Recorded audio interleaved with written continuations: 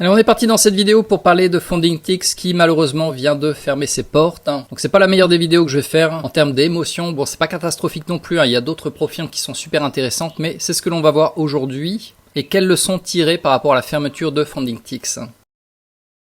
Comme tu le vois là, je suis sur leur site et depuis, en fait, je crois que c'est passé hier ou avant-hier, ils ont affiché un message comme quoi ils ont remboursé les évaluations, etc., etc. Donc en gros, ils ont fermé leurs portes, même si par exemple, toi de ton côté, tu aurais fait des gains sur ton compte financier. Ça, malheureusement, ils vont pas le rembourser. Donc oui, c'est une mauvaise nouvelle, c'est pas très bien pour l'industrie, mais cependant, ça montre quelque chose, c'est qu'en fait, probablement, les gens gagnaient trop d'argent chez FundingTix.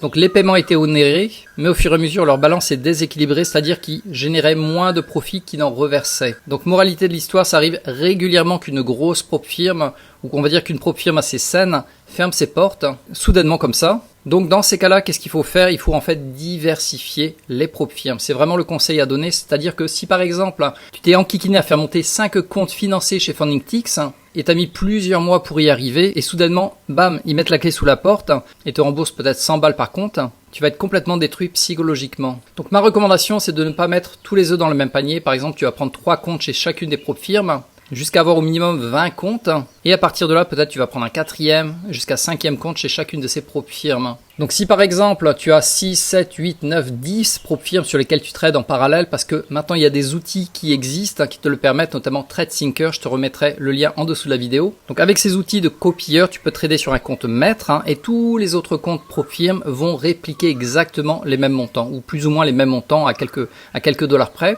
Et dans ce cas, ça sécurise entre guillemets tes arrières. Et je vais te montrer déjà un top 7 de prop firmes qui sont vraiment intéressantes. Et encore, j'en ai plus à présenter, mais ça ne tenait pas sur ce document. J'en ai une bonne dizaine. Et ce que j'ai noté également, c'est l'origine, le pays d'origine et la date de lancement. Donc, ma recommandation, ça serait ça, comme je te l'ai dit, c'est prendre 2-3 comptes sur chacune de ces prop firmes.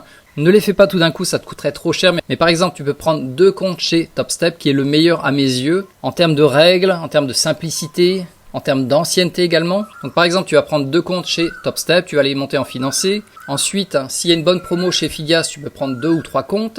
Pareil chez Tradify, pareil chez Bullnox, pareil chez Apex, pareil chez Alpha Future et finalement chez Lucid. Sachant que quand la prop firme est relativement nouvelle, notamment Lucid en 2025, ils vont généralement faire un gros coup d'entrée. C'est-à-dire que leurs prix vont être très compétitifs, leurs règles vont être ultra simples à suivre, et au fur et à mesure qu'ils vont commencer à faire des payouts et que leur balance éventuellement se déséquilibrerait, là ils vont un peu serrer la vis, ils vont un peu augmenter le prix sur les évaluations, ils vont rendre les règles de payout un peu plus complexes, ce qui est complètement légitime. Du coup, quand tu as une nouvelle entreprise comme Lucid 2025, généralement ça sera plus avantageux que les autres, mais également plus risqué comme on l'a vu avec FundingTix.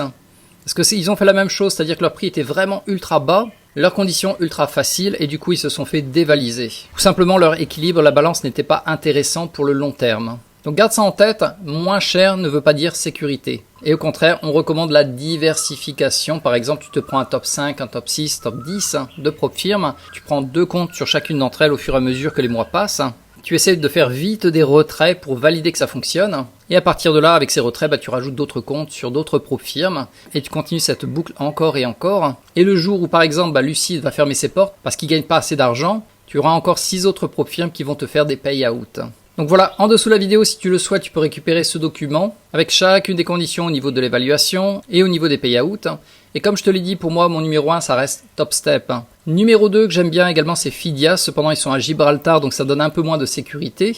Mais souvent, ils ont des promos à 16 $ par mois, 20 $ par mois. Donc c'est vraiment avantageux en termes de tarifs pour passer vite les évaluations. Ensuite, Tradify reste assez solide.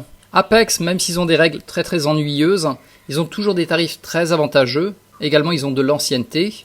Et finalement, Bullnox, qui est pas mal aussi, 2022. Un peu plus cher que les autres, mais également, les paiements sont onérés. Et finalement, Alpha Future, qui vient de Angleterre. Et le petit dernier qui apparaît, qui fait parler d'elle, c'est Lucid. Donc tu peux récupérer ce document en dessous de la vidéo. Et j'espère ne pas avoir à refaire une autre vidéo en disant que voilà, telle ou telle entreprise vient de fermer ses portes, malheureusement également. Ceci étant dit, l'avenir reste assez lumineux parce que les prop firmes, honnêtement, c'est le meilleur moyen pour toi d'apprendre une compétence de trader.